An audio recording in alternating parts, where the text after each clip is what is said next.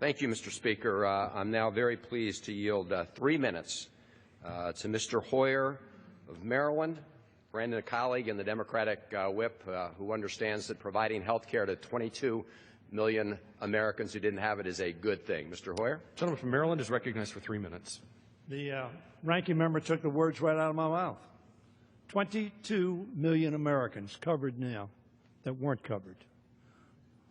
Mr. Speaker, the Wall Street Journal reported on Monday, and I quote, House Speaker Paul Ryan, starting this month, will push to turn the chamber into a platform of ambitious Republican policy ideas. My friend Mr. Upton talked about policy ideas, but Mr. Van Hollen correctly observed, they're not on this floor. You haven't brought them to this floor. All you've brought is a negative. Bring a positive. That presumably is what your Speaker ought to be talking about.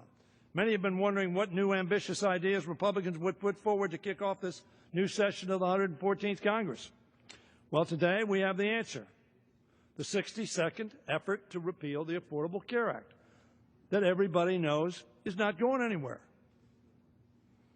We've seen this fresh new idea before, and it's coupled with a vote to defund Planned Parenthood, which will deny millions of Americans access to affordable health care.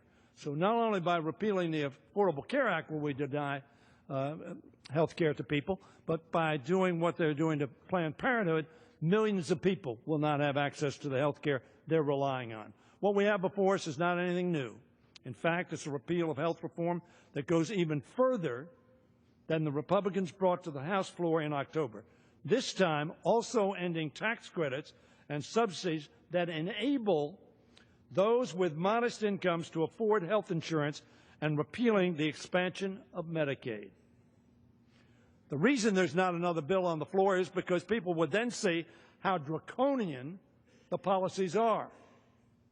These are components of the Affordable Care Act that have enabled millions of previously uninsured Americans to gain coverage since 2010.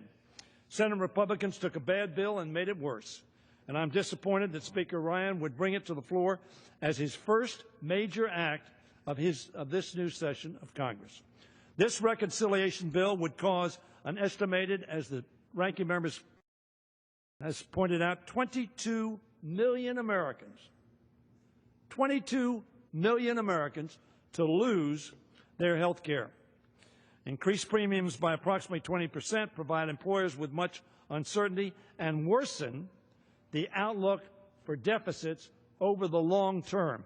Only in the first 10-year window do you have a savings. CBO says if you go to the second 10 years, this bill is a loser and exacerbates the deficit.